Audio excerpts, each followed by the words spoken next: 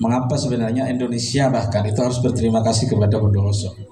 Ternyata Sunan Giri itu, ya, Raden Paku lahirnya di Bondowoso, bos. Potensi sejarah Kabupaten Bondowoso ini lengkap, mulai dari megalitikum sampai perang kemerdekaan. Pembanding, Pak.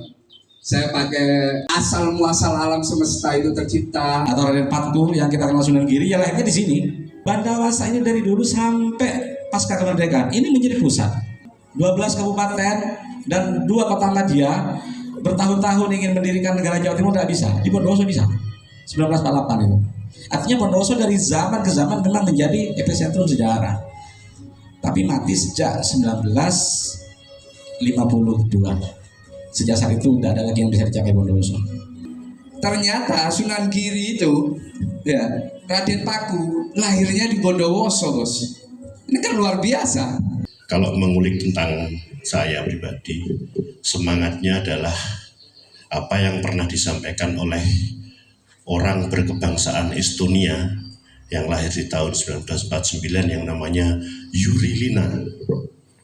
Juri Lina itu pernah menyampaikan untuk menjajah sebuah bangsa yang besar sebenarnya tidak diperlukan kekuatan perang yang besar.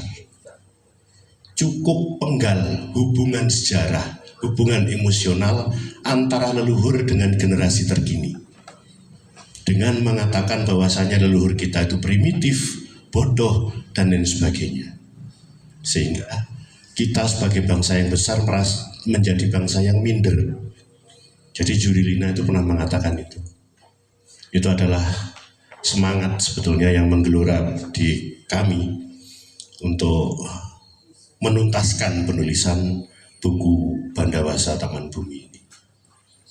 Dan seperti tadi yang diulas oleh Mas Lutfi, Belanda sengaja menghancurkan peninggalan-peninggalan leluhur, peninggalan dari era megalit. Artinya apa? Juga untuk dalam rangka memutus mata rantai hubungan antara leluhur dengan generasinya. Itu cukup untuk menjajah. Dan hari ini upaya-upaya itu sangat masif dilakukan. Jadi memang terus terang saya paksakan tanggal 31 Agustus tepatnya di Minggu Kliwon yang katanya Mas Alvan itu laku candi. Di sisi lain ada yang mengatakan juga laku godong adem. Bagaimana buku ini terbit? Kebetulan di bulan Agustus juga Bondowoso pertama kali mendeklarkan diri sebagai Kironggo sebagai bupatinya menjadi pemerintahan yang resmi, yang sah.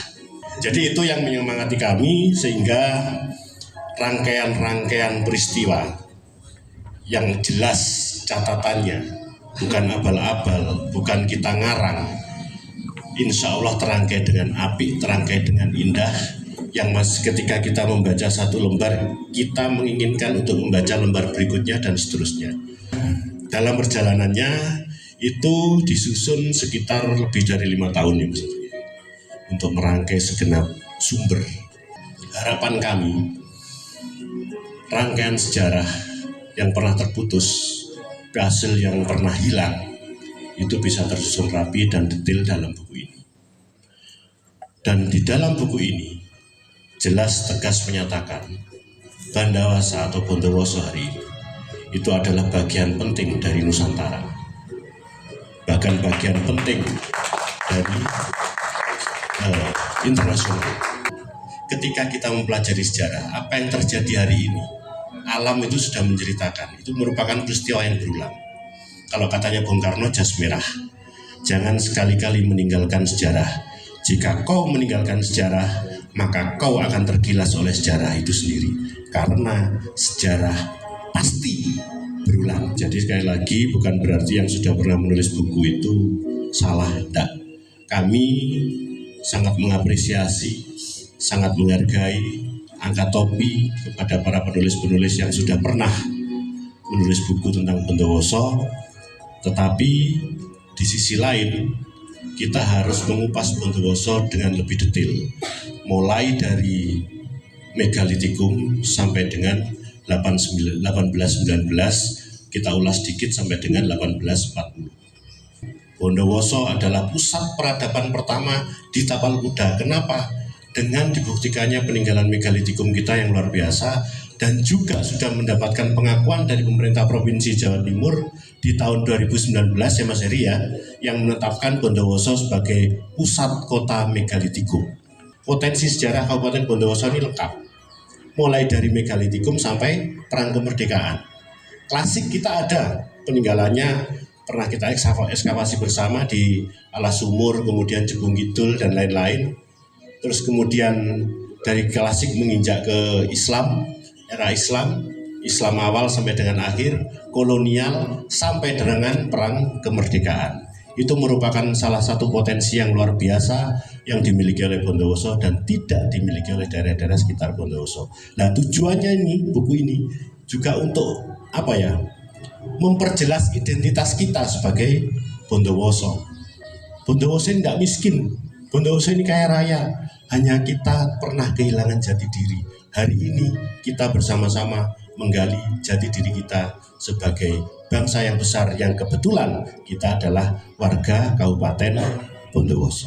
Seni-seni tradisi kita seperti pojian, terus kemudian di dalamnya ada glundeng, ada itu yang menari-nari di pucuk pring itu menurut hemat kami itu tidak lepas dari pengaruh budaya megalit.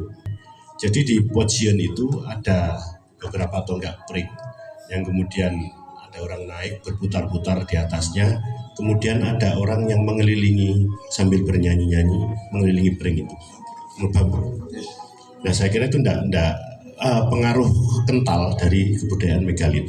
Dan juga perlu diketahui ketika kita dalam era klasik, ya Mas Heri ya, saksi hidupnya termasuk Mas Heri, ketika kita melakukan ekskavasi di Alas Sumur, di atas peninggalan klasik itu ditemukan peninggalan megalitikum. Artinya, ketika kita era klasik, budaya megalitikum itu masih ada. Jadi begitu kuatnya, dan memang kalau Majapahit bahasanya sirno ilang pertaning bumi, letusan Raung tahun berapa itu mengikis habis budaya megalit, masyarakat megalit. Mungkin belum ada catatan yang pasti, masih ada yang tersisa, mereka mampu survive dan lain sebagainya, sehingga ditemukan kebudayaan megalit di era klasik. 1948 ada peneliti Inggris itu Cornelius Wallace ya, dia nulis buku namanya Mountain of God. Jadi dia mengamati Argopuro sebagai pusat spiritualitas dari sejak zaman primordial ya, yang mungkin kita menyebutnya sebagai Kapitayan di masa itu. Tapi dia menemukan bahwa bukti-buktinya justru kok bertebar di daerah sini, Pakauman dan yang lain yang menjadi lerengnya.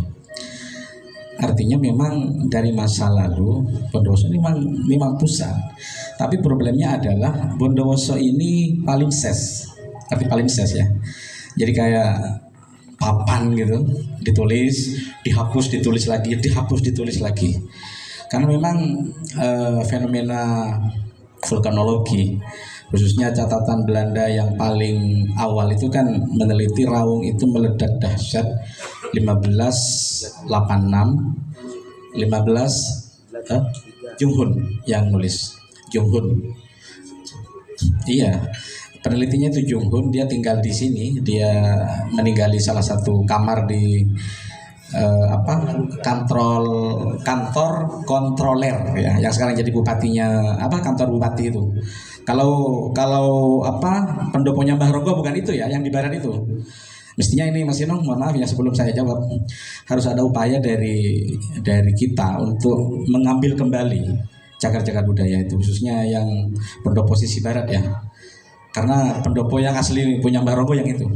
Kalau yang di sisi timur sekarang menjadi kantor bupati itu kantor kontroler untuk mengontrol perdagangan dari arus Adiraga, Jember dan daerah sana. Gitu. Jadi kalau bicara apakah benar menjadi pusat, iya. Problemnya adalah kita yang tinggal hari ini bukan keturunan mereka. Mereka yang asli kemana? Bandawasa ini luluh lanta itu pada 11 Maret 1676. Makanya kalau mbahnya Mas Amin itu 1767, mohon maaf keliru. Pojogati itu Mbah Hasbullah ya, itu mendirikan pondok Pojogati itu 1769, artinya 2 tahun setelah genosida. Kemana penduduk aslinya? Kalau C.J. Bos menyebut yang banyak itu lari ke arah Meru Betiri di daerah situ, yang juga ke Bayu, tapi penduduk Sentong, ini kan Sentong dulu namanya, penduduk Sentong ini banyak lari ke Giliraja, pulau di timurnya Songonap itu. Iya, Sentong. Oh, di sini banyak nama sudah berganti nama ya. Pernah jadi Talaga Wurung, pernah namanya Sentong, pernah Pakembangan, tapi lebih tepat bukan Pakembangan kalau dulu ya Pekambangan. Jadi kayak tempat Raja Mandi gitu. Makanya benar kalau ekskavasi 2020 itu di daerah Alas Sumur, ya di daerah Taman itu memang daerah mandi raja. Tapi ada sesuatu yang tidak bisa dibuktikan, walaupun ini sifatnya sudah agak ada beberapa yang memang di jalur metafisik ya, mengatakan bahwa Mbah Ronggo itu berapa kali itu ndawuh, tapi melalui istilahnya dialog imajiner ya dulu ya. Yang meletakkan paku emas pertama di alun-alun itu adalah Mahapati Gajah Mada. Benar itu, saya sepakat itu. Karena memang dulu di sini itu tempatnya Arya Sentong yang dibawa oleh Mahapati Gajah Mada untuk ekspedisi ke Bali. Setelah menang, kemudian tinggal di mana? Galgal ya, di Galgal, Pacung. Dia berganti nama menjadi I Gusti. Itu aslinya di sini. Kitab Negara Kertagama Puprapanca. Nah, itu bahwasanya kita pernah dilalui oleh rombongan besar Prabu Hayam Wuruk dari Lamajang, konsolidasi politik kalau istilah saya, dari Lamajang ke Patukangan. Patukangan itu sekarang Panarukan, itu melalui sini. Waktu itu kita masih punya 2 tempat nama yang tertulis, 3 sebetulnya, tapi yang bertahan sampai era Islam itu ya, era Islam awal itu Pakambangan dan Tamangsil. Tamangsil mungkin sekarang ya Tangsil itu. Jurang jelas tercatat di Pupuh berapa Mas? 17. Pupuh 17 di buku Kertagama karangan Puprapanca, bukan karangan ya, tulisan Puprapanca. Nah, kembali lagi pertanyaannya Mas Alvan, pusat spiritual era masyarakat megalit. Kenapa kok jujuknya di Bondowoso? Pada waktu itu masih belum Bondowoso, dan tempatnya adalah di Pekauman. Konon, belum ada catatan pasti ya Mas Heri ya. Pekauman itu dulu puncak tertinggi di wilayah kita. Jadi masyarakat megalit itu mereka merasa lebih tenang ketika berada di ketinggian. Ketika masyarakat berkumpul, mereka butuh sebuah pemujaan. Spiritual pertama, mungkin peradaban pertama spiritual di Bondowoso hari ini itu oleh masyarakat megalit, dan itu terus berlanjut. Dia kan sebenarnya berada di Gunung Wukir, Dieng kalau sekarang ya. Okay. Kemudian melihat ternyata di sini wangsitnya ya, samadinya di sini. Lah di lereng Raung dari kalau disebut di situ dari Tamangsila hingga Jurang Dalem itu menjadi gerbang Raung kala itu. Dan di situ hidup Wong Aga. Itulah yang dibawa oleh Resi Markandia sebagai penduduk pertama Pulau Bali yang kini dikenal dengan Bali Age. Iya, itu. Itu dari sini. Wong Age. Iya. Itu akhir abad ke-14. Semakin tinggi tempat semakin sakral ya. Gunung-gunung itu menjadi tempat pemujan memang. Makanya kalau kita lihat berdasarkan C.J. Bos itu disebutkan di lereng-lereng Raung sampai puncaknya itu dia mengambil banyak sekali peninggalan-peninggalan yang dia bawa ke Genoscap gitu ya, ada museum Belanda itu. Dia bawanya termasuk Gucci apa segala macam dia bawa. Artinya memang gunung menjadi pusat. Tadi mungkin tambahan dari Mas Sinong, di masa lalu itu pelabuhan itu kan Belanda yang tertarik dengan itu sebenarnya. Jadi kalau pusat-pusat kerajaan di masa lalu itu pasti semakin tinggi tempat semakin itu. Jadi tempatnya bukan di pesisir.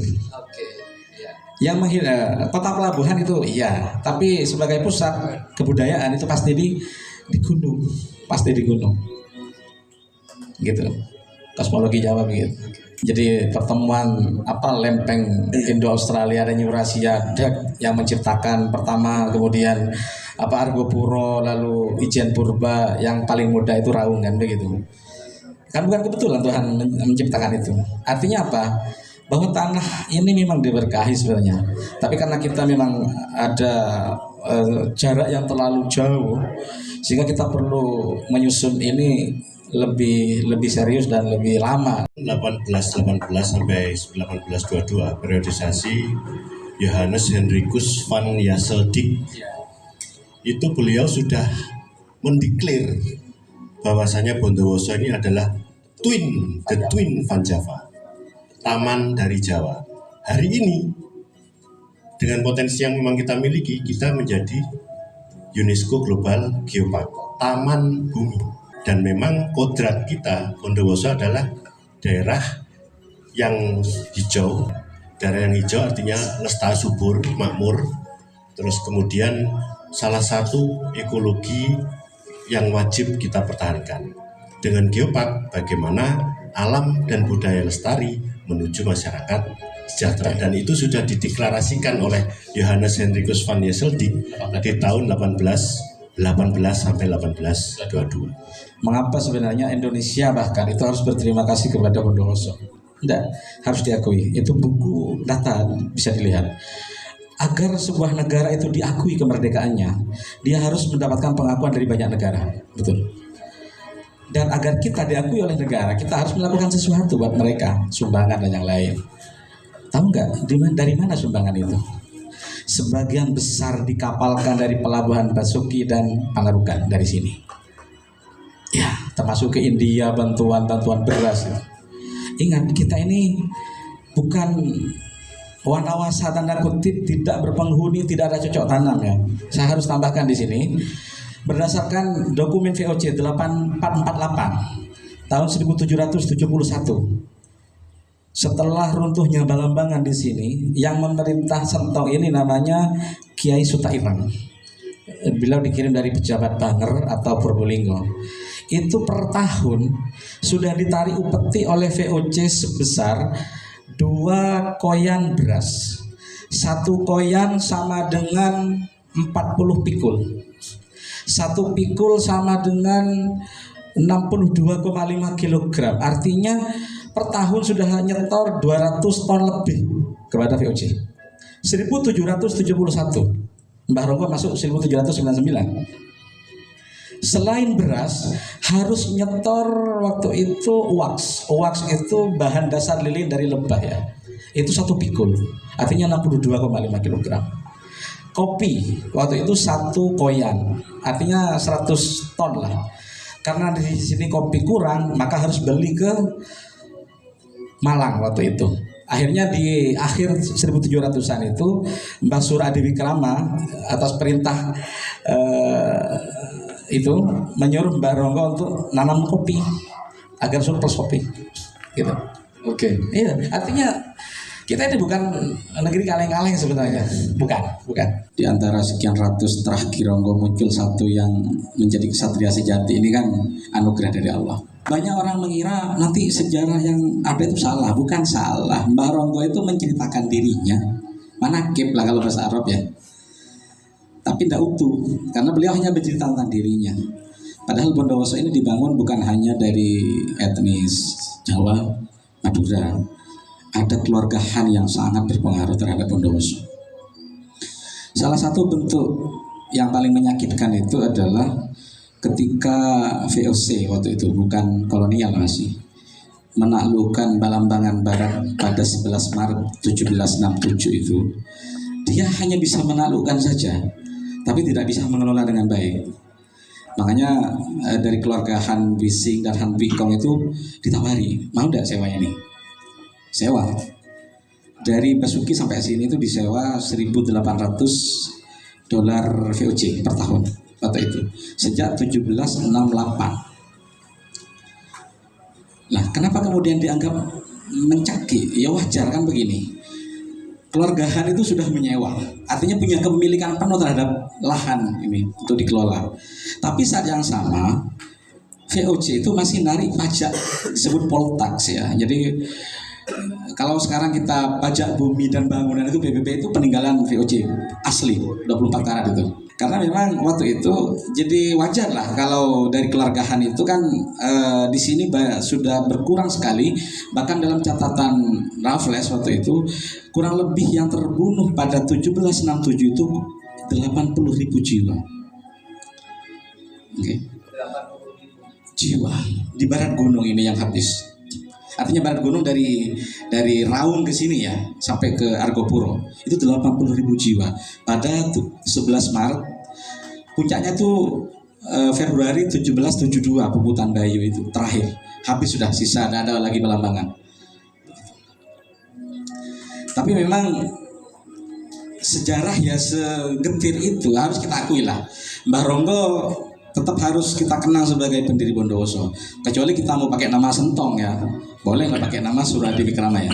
Mas Inung sebagai salah satu keturunan dari Mbah Ronggo sebenarnya sudah dengan tanda kutip beban moral yang berton-ton, bukan hanya berkilo-kilo sebenarnya di pikiran beliau untuk menulis buku ini dan melepas ke publik. Selebihnya adalah bagaimana kemudian masyarakat membentuk air bah kesadaran ya. Harus ada diskusi-diskusi terus menerus berlanjut 1 tahun 2 tahun, dan itu akan mempengaruhi keputusan publik, pemerintah dan yang lain. Tidak bisa beliau sendiri. Oke, beliau dengan kesadarannya menulis ini. Tapi ketika dilempar ke publik, apakah ada kepedulian di wilayah masyarakat? Menulis buku itu gampang kalau nulis, tapi risetnya yang lama.